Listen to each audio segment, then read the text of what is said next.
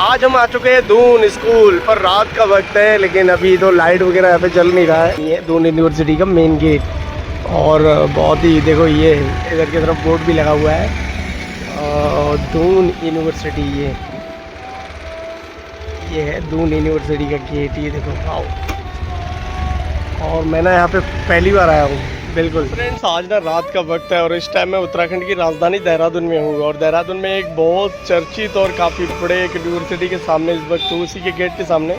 क्योंकि रात का वक्त है इसी वजह से अभी लाइट वगैरह बिल्कुल एकदम क्योंकि आगे की तरफ नहीं लगा हुआ है शायद।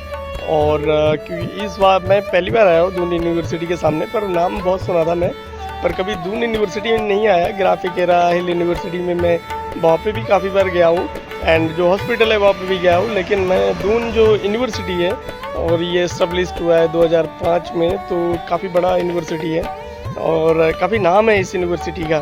और रिस्पना जो रिवर है उसके बेहद करीब है और वहाँ से थोड़ा ही डिस्टेंस तय करने के बाद दून यूनिवर्सिटी की तरफ आते हैं। और इस यूनिवर्सिटी में बहुत दूर दूर से स्टूडेंट पढ़ने के लिए देहरादून में आते हैं, क्योंकि देहरादून में बहुत सारे कॉलेजेस हैं। अगर मैं कहूँ तो DBIT हो गया, ग्राफिकेरा हो गया। इस वक्त मैं दून यूनिवर्सिटी के सामने हूँ, तो काफ़ी सारे और भी बहुत सारे कॉलेजेस हैं। कॉलेज है जिसका नाम मुझे भी शायद छूट जाएगा, इतने कॉलेजेस हैं। और एक हब है देहरादून, और कहूँ तो यहाँ पे स्टूडेंट पूरे ऑल ओवर इंडिया ही नहीं, जबकि नाइजेरियन एंड अफ्रीकन और भी बहुत सारे कंट्रीज़ के स्टूडेंट आते हैं यहाँ पे शिक्षा ग्रहण करने और यहाँ पे एजुकेशन लेने के लिए आते हैं काफ़ी दूर दूर से। और ये देखिए पीछे की तरफ इस तरीके से लिखा हुआ है दून यूनिवर्सिटी, और मैं ये मेन गेट के सामने ही हूँ। इधर की तरफ भी गेट है, अंदर की तरफ ऐसे एंटर करते हैं और काफ़ी खूबसूरत लगा मुझे। और मैम मेरे को कह रहे थे कि आप एक बार जाइए दून यूनिवर्सिटी के, वहाँ से घूम के आइए, शाम का वक्त है। तो मैं आया, मैंने सोचा कि क्यों ना जाऊँ वहाँ पे। तो आके मुझे काफ़ी अच्छा लगा, क्योंकि अभी थोड़ा रात का समय है, वरना अंदर की तरफ एंटर कर सकते थे। और रात का समय है तो मैं खुद ही नहीं जाऊंगा अंदर की तरफ, और मैं अभी बाहर हूँ। लेकिन यूनिवर्सिटी, क्योंकि एक समय ऐसा हुआ करता था कि स्टूडेंट 12th करने के बाद हमेशा ये सोचते थे कि हम करें तो करें क्या, कौन से सेक्टर में पढ़ाई करें। काफ़ी सारे ऐसे स्टूडेंट होते थे जिनको इंटर करने के बाद पता ही नहीं होता था कि इंटर के बाद करें तो करें क्या और कौन सा कोर्स करें।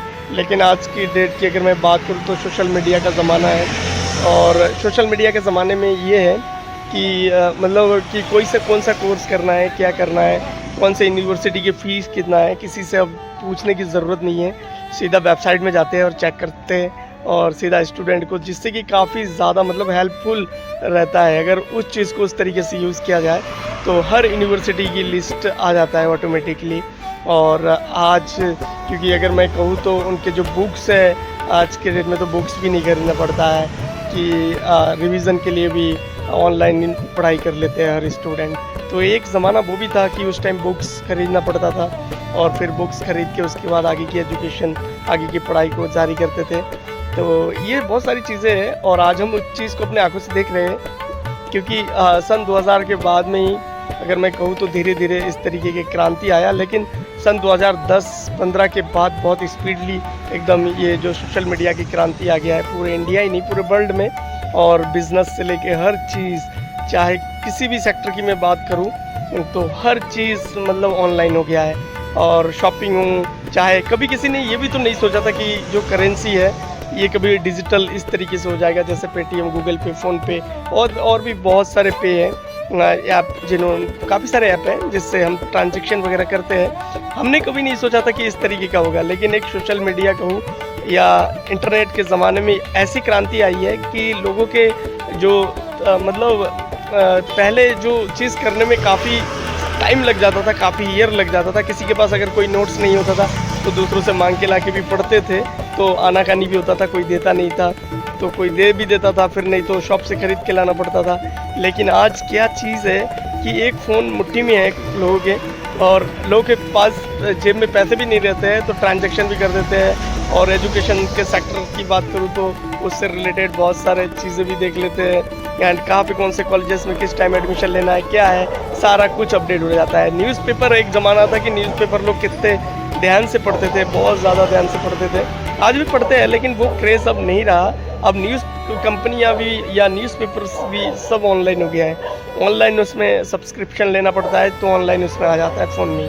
तो बहुत सारी एक मतलब बहुत बड़ी एक क्रांति आया है।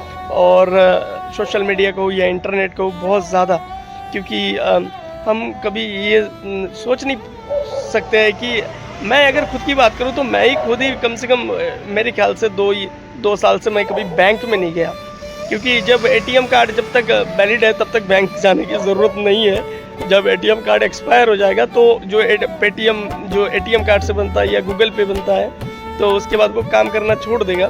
तो उसके बाद फिर हमें उस टाइम जाना पड़ेगा बैंक में, फिर जाके दोबारा स्टार्ट हो जाएगा। लेकिन कहूँ तो बैंक अब जाने की ज़रूरत नहीं है कि बैंक आपके हाथ में ही है। आप खुद ट्रांजैक्शन कर रहे हो, खुद ही उसको मेंटेन कर रहे हो, खुद कितना क्या खर्चा कर रहे हो, स्टेटमेंट भी निकाल ले रहे हो। तो एक बहुत बड़ी क्रांति है। जो चीज़ पहले काफ़ी टाइम लग जाता था, एक 20 साल का बच्चे को इंटर करने के बाद कभी कभी जो गांव के बच्चे होते थे शहर में जाते थे, लेकिन आज एक ऐसा ज़माना है हर चीज़ एकदम सोशल मीडिया की वजह से या मोबाइल फ़ोन यूज़ करते हैं तो हर चीज़ अपडेट रहता है, हर कोई कब क्या हो रहा है। और एजुकेशन के सेक्टर में भी बहुत बड़ी एक क्रांति आ गया है कि ऑनलाइन क्लासेस वगैरह होता है और काफ़ी अच्छा लगता है। तो हम सोचते हैं ना कि हमारे समय में मतलब उस टाइम फ़ोन हुआ करता था पर कीपैड वाला फ़ोन हुआ करता था, इतना जो डिजिटल ये जो टच स्क्रीन वाला फ़ोन, इतने महंगे मोबाइल फ़ोन नहीं हुआ करते थे। कीपैड वाले फ़ोन को यूज़ करते थे, उससे ही बातचीत करते थे जहाँ पे भी। लेकिन उसके बाद ऐसी क्रांति है, चेंज होते गया, अब वर्जन नए नए आते रहे और बहुत बड़ी एक क्रांति हो गई। और आने वाले टाइम में और क्या क्या देखेंगे कि हम कह नहीं सकते कि क्या क्या, और भी बहुत सारी चीज़ें देखेंगे। और ये सब एजुकेशन के वजह से ही हो पा रहा है। इसीलिए आज के डेट में, क्योंकि कहूँ तो देहरादून एक बहुत ही अच्छा, जो उत्तर प्रदेश बॉर्डर या पश्चिमी उत्तर प्रदेश की बात करूँ या फिर इंडिया के किसी भी स्टेट की बात करूँ, नॉर्थ ईस्ट की बात करूँ, तो नॉर्थ ईस्ट से देहरादून में बहुत स्टूडेंट आते हैं पढ़ने। और अलग अलग कॉलेज है, काफ़ी सारे इतने कॉलेजेस है कि एक हब है। यहाँ पे हर स्टूडेंट के दिमाग में होता है कि हम यहाँ पे दून स्कूल भी है जो कि काफ़ी मतलब प्रसिद्ध स्कूल है। वहाँ पे भी आज मैं गया हुआ था, उधर से आया था। और उस स्कूल की अगर मैं कहूँ तो वहाँ पे बहुत बड़ी खासियत है, बड़े बड़े लोग, बड़े बड़े stars and stars kids and कहूँ तो बड़े बड़े राजनेता जो है उनके बच्चे वगैरह वहाँ पे पढ़ते हैं और पढ़ाई किया भी है।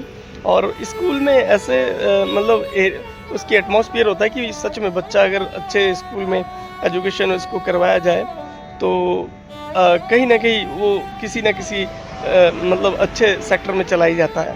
तो स्टार्टिंग में जो एजुकेशन होती है, हमारी जो प्राथमिक शिक्षा होती है, मैं कहूँ तो जो बच्चा मतलब नर्सरी क्लास से लेके अगर 5th क्लास तक किसी बच्चे को अच्छे एजुकेशन, अच्छे कॉलेजेस, स्कूल में पढ़ा दिया जाए, जिसमें कि बच्चों को अगर आप बचपन में सिखाएंगे ना जो भी लैंग्वेज, तो वो सीखेगा।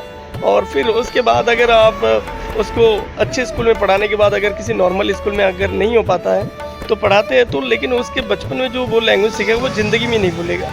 तो अगर जैसे कि अगर मैं कहूँ एग्ज़ाम्पल, जैसे कोई पंजाबी का बच्चा हो किसी बंगाली के पास अगर रहेगा बचपन से, तो वो बंगला बोलता है लेकिन वो लिख भी नहीं सकता, पढ़ भी नहीं सकता, पर बोलेगा ज़रूर एकदम प्योर। वैसे ही इंग्लिश वाले भी ऐसे ही होते होंगे। शायद सारे अंग्रेज़ लोग स्कूल जाते हैं, ये कोई ज़रूरी नहीं है, क्योंकि ऐसा भी हो सकता है कि एक आध बच्चे ऐसे भी होते हैं जो स्कूल ही नहीं जाते, लेकिन उनकी मदर टंग है इसीलिए वो इंग्लिश बोलते हैं और हम उनको तवज्जो देते हैं। हमारे देश में, कंट्री में जब आते हैं इंग्लिश बोलते हैं तो हम सोचते हैं बहुत बड़ा पढ़ा लिखा है। ऐसा नहीं है, क्योंकि मेरा कहना ये है क्योंकि इंग्लिश एक ऐसा वर्ड है पूरे ऑल ओवर वर्ल्ड में हर सेक्टर में चलता है, इसको मान्यता दिया गया है और हर सेक्टर में चलता है, हर सेक्टर में। तो इसी वजह से मतलब जो हमारी जो बचपन की जो प्राथमिक शिक्षा होती है, अगर उसको बेटर किया जाए 5th क्लास तक, तो बच्चा ज़िंदगी में कभी विफल नहीं हो सकता है। क्योंकि अक्सर मैंने देखा है रूरल एरियाज़ में बहुत एजुकेटेड बंदे होते हैं, पढ़ते हैं, लिखते हैं, डिग्री करते हैं, ये मास्टर डिग्री करते हैं, लेकिन